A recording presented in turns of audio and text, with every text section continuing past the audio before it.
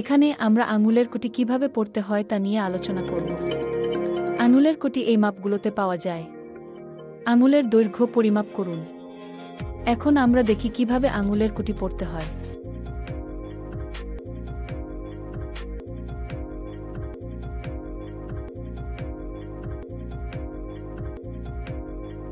আহত আঙুলটি কাস্টমাইজেশনের প্রয়োজন দেখতে আঙুলের কুটির মধ্যে ঢোকানো হয়।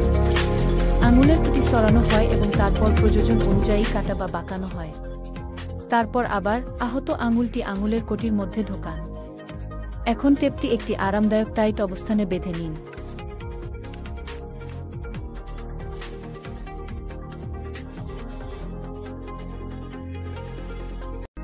এখন আমরা দেখি কিভাবে আঙুলের কুটি সরাতে হয়। সহজে সরানোর জন্য ফাস্টেনারগুলো খুলে ফেলুন। দেখার জন্য ধন্যবাদ। ভিডিওটি ভালো লাগলে লাইক বাটনটি চাপুন এবং আমাদের চ্যানেলটি সাবস্ক্রাইব করুন।